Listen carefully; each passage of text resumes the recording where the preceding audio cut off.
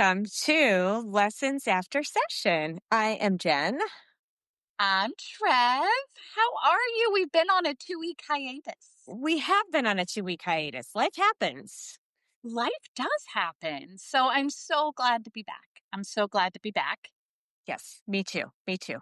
Long miss. We've kind of we've done some really I feel like we've done some really great work to date, talking about the parental alienation, and we kind of toyed around with like where do we go next, and what is something that ties into all of the subjects that we've kind of touched on. And I think we decided that boundaries is a really good place to go because it's so applicable across so many platforms and in every relationship. Healthy relationships are based on healthy boundaries.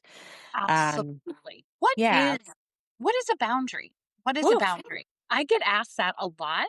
Uh-huh. Yeah, I So do too. Or I'll say, like, what are your boundaries? And they're like, I don't even know what that means, which I get because yeah, at one point in my life, I didn't really know, I don't think I had any boundaries. And I think it's a very broad term that encompasses so many different things. So the biggest one that comes up for me, first of all, is mental and emotional boundaries in a relationship. So what you will and will not allow as far as communication goes, healthy exchanges, treatment of yourself, treat the way you treat others. That's one. And then, of course, physical is a very obvious boundary, right? What we allow as far as touch goes with what's our personal space and bubble look like. yeah. I mean, and those are just two, and I'll throw it on to you because there's so many more types of boundaries. So, what comes to mind for you? So of course physical, right? We Hmm. and like you said, that's pretty obvious. Um our emotional boundaries. So, what will we accept when we're in a friendship? What will we accept in a romantic relationship? What will we accept in a workplace? It's okay for us to have boundaries in a workplace, even with a boss or a Hmm. supervisor. Yeah.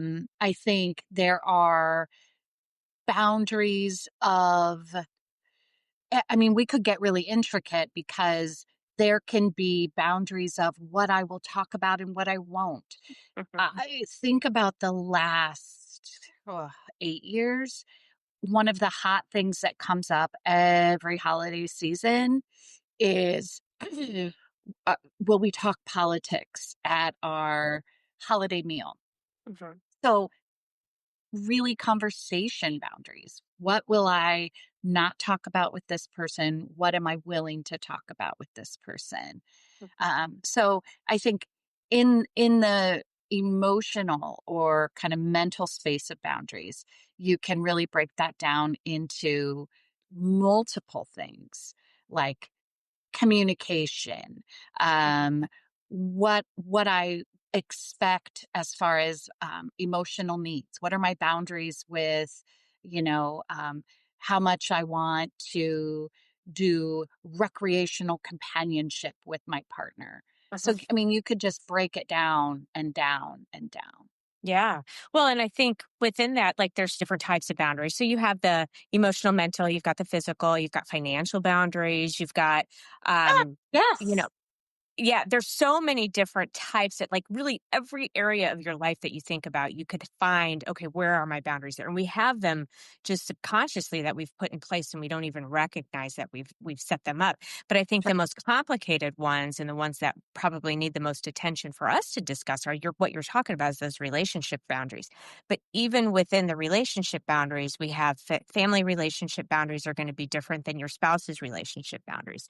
Boundaries with your children, those are different set of boundaries than you're going to have with your parents.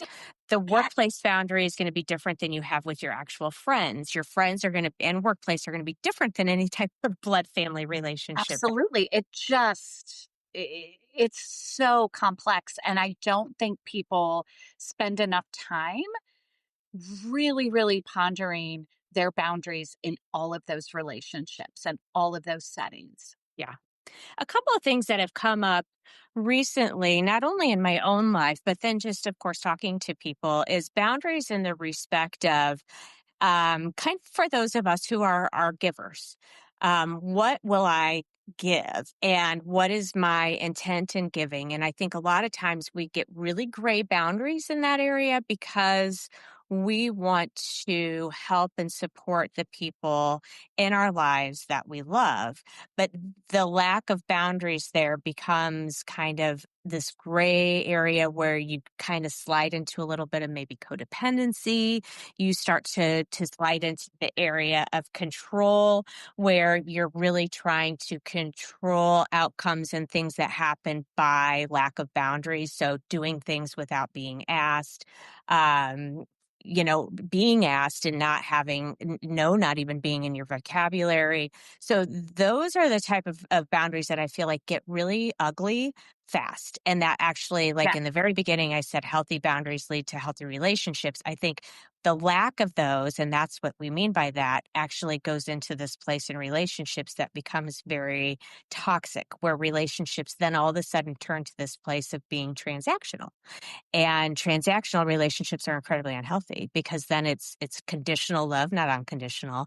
What are you going to do for me? And so forth and so on. So I think a lot of times people think, for example, like if your child is grown and is an adult and you're still kind of helping them out financially with doing some things for them, like maybe you just never took them off your cell phone bill, or maybe you're still covering their car insurance for them, and maybe you're helping them out with rent. But then all of a sudden, it kind of gets to this area of they're expecting it, maybe, Yes. and they're not really looking to break free and become independent.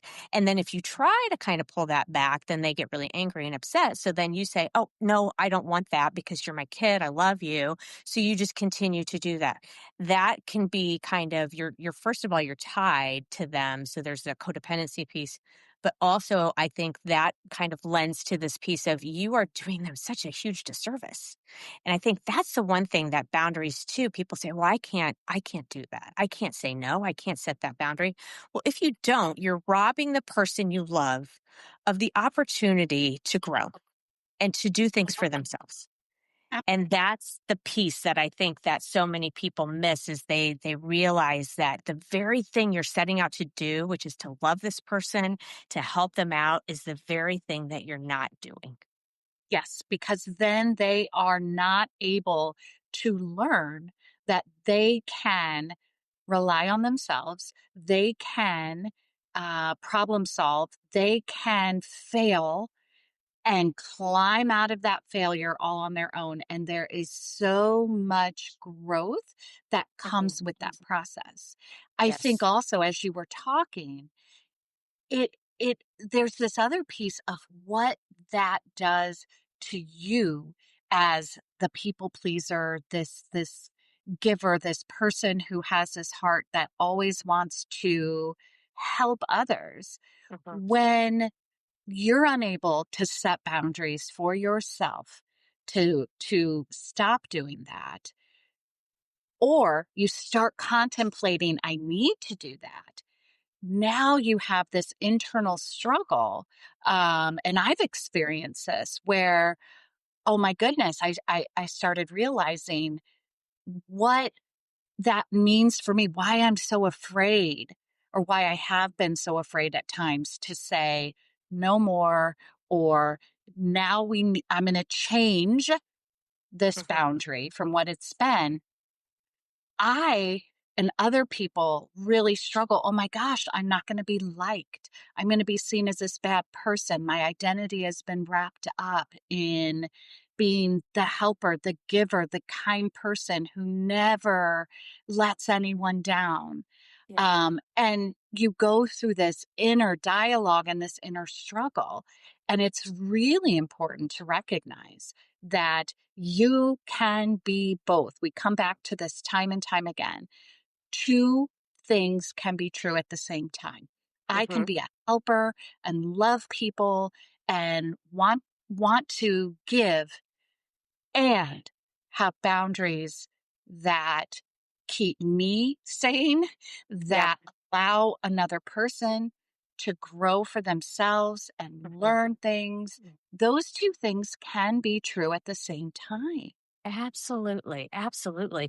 I think that's something we all struggle with is that two things can be true at the same time. And kind of in that same vein of you're right, you let go of your identity because that's who you are. That's who makes you that's what provides this confidence, this safety. And actually what it's doing is it's filling something with inside of you that's maybe a little fragile, a little broken in order to but it comes off as being very selfless because in your mind that's how you position it, but it's actually not selfless. It's actually very selfish because a lot of times the things that you're doing aren't necessarily for the other person. They're to fill that brokenness with inside of you. And Yes. that's kind of a thing where you got to check yourself and say, "Hey, wait a minute here." And that's one thing that I always suggest to people is ask yourself, am I truly doing this for someone else or am I doing this because I need to feel good about myself? That's I need to one. feel important. I need to feel validated that I am this good person because Right. inside, maybe I'm doubting my own self worth. Absolutely. Absolutely. And why is that? What's going on in there? Because we all are worthy. We are all, we may have these nobody's perfect. We all have these broken pieces, but underneath all of that, I do truly in my heart believe there's good in all of us. And so find that peace and live in it and believe it about yourself. You do not need to be giving everything you've got and to everyone else. And in the meantime, what you're doing is you're destroying those relationships slowly but surely because you're going and you're having these lack of boundaries, which then in turn is going to come backwards and it's actually going to push that feeling of being unworthy, make it bigger because now your relationships aren't great. And resentment. So often you're going to be doing all of this, giving, giving, giving, not having personal boundaries Mm-hmm. with someone, whatever type of relationship. And in that process, you're developing resentment. Yep. So now this relationship isn't authentic because likely you're not sharing your resentful, because again, all of these complex feelings. Well, I'm expected to do this. I should do this. That's my identity. But oh, now I'm really irritated with this person. That person has no idea that you're Mm-mm. resentful. And Mm-hmm. likely, whatever that relationship is going to blow up Yep. because of all of that. And so, even if you start out, I think an important thing to note is even if you start out with looser boundaries, and or someone listening right now is going, wow, I can see that in this relationship I have no boundaries and I am really identifying with this. You can change course and Mm-hmm. that's okay, and you Mm-hmm. can begin to set new boundaries Mm-hmm. and be authentic. Really attempt to explain, hey, i'm I'm not comfortable with how Mm-hmm. this is going. I realize I have been for a year, 2 years, two Mm-hmm. months, but I'm not anymore. And however that person feels about your boundary, that is on them to feel. It is not your Absolutely. responsibility to now take back your boundary, loosen it again, comfort them. It is their journey. Oh my gosh. Well, and that's a great place to go because that's what I see a lot is, well, I can't, how do I do that? And then, okay, I'm going to set this down, but there's a guilt. There's a feeling of guilt because now I've set this boundary. And so I feel guilty about doing this and pushing, putting this wall up. And so then when the person comes back over it, I'm trying to resolve that guilt. So I lower the boundary. And Yes. then all of a sudden, I teach the other person how to treat me, which is that if they push me hard enough, I'm going to be malleable and do whatever they want. And that's not an authentic, really healthy relationship. Again, then and it's actually feeding more into that resentment, into the toxicity in the relationship, even more than when you didn't have boundaries. So that's a very good point is to be, when you set a boundary, as hard as it is, you really have to be pretty strict with it and follow it. And the other thing that I think is really important to note is if you set a boundary, especially in a close relationship, you got to let the other person know. I don't Yes. think it's fair to set a boundary and then not talk about it, not have a communication. So say it's your kiddo and you all of a sudden are like, in your mind you're thinking, I can't do the same or they need to do things for themselves. If you just check out and not communicate about that, the message it sends to the other person is that you've kind of maybe abandoned them in some way, that you're angry with them, that they don't understand. They have no idea because they're not you. So you've got Yes. to be able to be communicative about what's going on here that's caused me to feel this way. And this is coming from a place of love and for respect and 100% because I want this relationship to work, not because I'm angry or I'm mad at you or I'm trying to sever ties with you or anything like that. But you got to communicate what that boundary is. And that's the hardest thing for people to do, I feel like, is to actually sit down and have that tough conversation. Oh, yes. Absolutely. And I had two thoughts there as you were talking, because boy, you brought up so many great things. Number one, if the person doesn't respect your boundary, whether it was the initial one or a sort of a reset, Mhm, if they're angry, they can't handle it, that may mean that that relationship isn't going to happen. And I'm not necessarily talking about younger kids and things like that. Now I'm talking more in friendships, mhm, um, some family members, certainly romantic partners. mhm, Um, and you got to be okay with moving through that and knowing that you're setting this boundary because you're worth that and you need it. And if the other person can't respect it or gets angry and just is like, fine, see ya, you got to mhm. be okay with that. Yeah. You got to be okay with that. Um, Yes. because then that person probably isn't in a good match for you right at that moment. Mhm, Whether they can come around, who knows? But mhm. um, they're not going to be a healthy person for you. Yeah. And that's, Um, I think, the hardest thing. You're right. That comes in with that lack of boundaries is my fear is if I set a boundary, I'm going to lose this person. Yes. So that's what I was going to say that came up for Yeah. me. The second thing is, especially in romantic relationships or friendships, um, that fear. Oh gosh, if I set this boundary, this person won't like me and then I'm going to lose them Mhm, or I'm going to lose an opportunity with them. Um, and that's where really, really diving into your sense of self worth and knowing that that's okay then. That person wasn't for you mhm.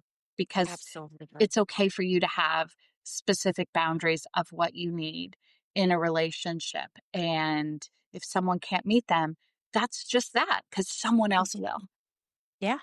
And that's a big one. I think I see that a lot in partnerships, relationship or marriages that, are in a really toxic place where maybe there's been long time lack of boundary. And now it is eroded the relationship down to where it's holding on by a thread. And the safe piece of it is to put a boundary in place and it just feels completely undoable because if you put this boundary down that this person isn't going to respect it, it's going to walk away. And I can't, that means the end of my marriage.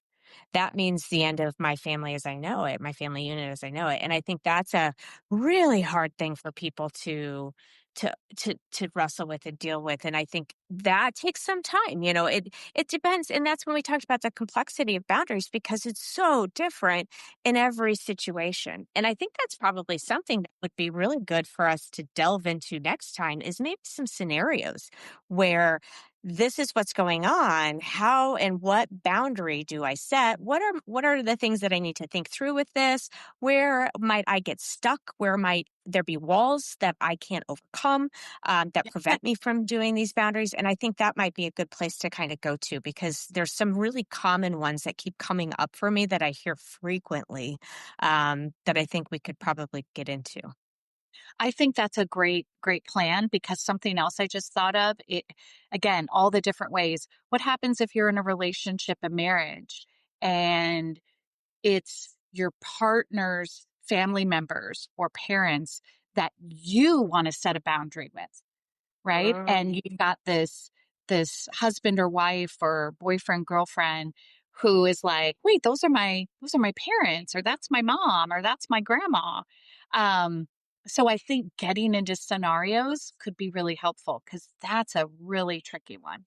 it is. It is. And, as you were talking about that, and I'm reeling and thinking of all the different boundaries I've tried to set in my life that have been successful and have been really great boundaries, and the places where I didn't set a boundary and therefore the relationship failed, or where maybe a boundary was set with me and I didn't respect it.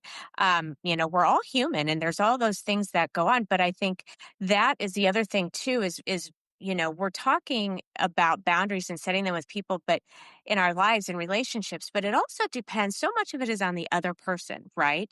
And we can't control how they're going to respond to it. And a lot of times there are boundaries that need to be set with people who are who maybe are personality disordered, who maybe have some other things going on that they're just simply not going to respect your boundary. And you kind of know that. But that's kind of, Yes. I think, the piece where you gotta, that gets into maybe a whole nother podcast. Is how to work through relationships with people who are really unwell and unable to even have any type of healthy Oh relationship. my goodness. We definitely need that one because something I see all the time um, in working is people who are really committed on sort of a healthy or a healthier mindset journey, attempting to set boundaries with typically it's an ex, Hmm. and that person isn't either Hmm. committed to their own healthy journey or they're just unable to for various reasons, and that is just fire. So I think that needs to be its own podcast. So many boundaries, so many things about boundaries. Woo! Yes. Okay. Well, let's why don't we wrap this one up and let's do boundary scenarios the next time. Sounds good. I like that. What's your lesson after the session? Cool. I think my lesson after the session is that boundaries are so complex. And the more you talk about them, the more places you see a need for boundaries and how they can get loosey goosey and softened and so easily without you even realizing it. Hmm. And so I think that's my lesson after the session. How about you? Ooh, that's good. I don't know how to compete with that. I think that's one thing, as I was talking, I was literally kind of, we cycle, it triggers things when we talk about things, which is the beauty of talking. And so as I was talking about things, I was kind of like secretly, subconsciously assessing my relationships and where do I need Yes. boundaries. And so Yes, it me really too. helped me. Yeah, it kind of helped me be a little bit more. It's one of those things that you just kind of float through, like we said earlier, life happens and then you lose track of things and all of a sudden you're right, things get kind of loosey goosey, and that's okay because that's just the way it goes. Like, you can't be 100% all the time, you can't be constantly thinking all day every day about your boundaries, but I think more kind of what are your standards internally of the things that you can recognize and allow and not allow. And that's kind of the boundary piece for me too, is where are my standards, where are my kind of things that I can recognize. Yes, this is okay in a relationship. And oof, when things start going south, being able to recognize it and do something about it before it gets to the place where it's destroying the relationship and it's maybe too far gone. So, I guess just being more aware of That's that. great. Doing boundary checks. Yeah, good call. Ooh, I like that. Boundary checks. That's a good one. All right, my Absolutely. friend. All right. Maybe we Next should do time. boundary checks. Let's do this. I like this. So, boundary checks, like how do you remember to do boundary checks? So, every time you load the dishwasher, do a boundary check. Oh my goodness. Okay, I love that. Or But actually, okay, no, I'm going to because what rephrase about that. families who have like 10 people? They're like doing it That's what I multiple. was just there. Yeah, I was just going to say, how about, okay, so let's take that back. I can't do laundry because I do laundry way too much. How about every time you get gas in your car? I like that because maybe once a week. Yeah, you have to stand there while you're getting the gas You are and kind of so looking smart. around, not a lot to do. It's just a couple of minutes, and it's a good thing to be like, "Okay, do I need to set any boundaries? Have I felt violated or triggered in any way? Okay, good. We're good." And move on. All right, that's it. Okay. Every time I like it. someone gets gas, let's do boundary checks. I love it. All Perfect. right. Okay. Thanks, everyone. Okay, All I'll see right. you. Bye. Okay. Okay, bye-bye.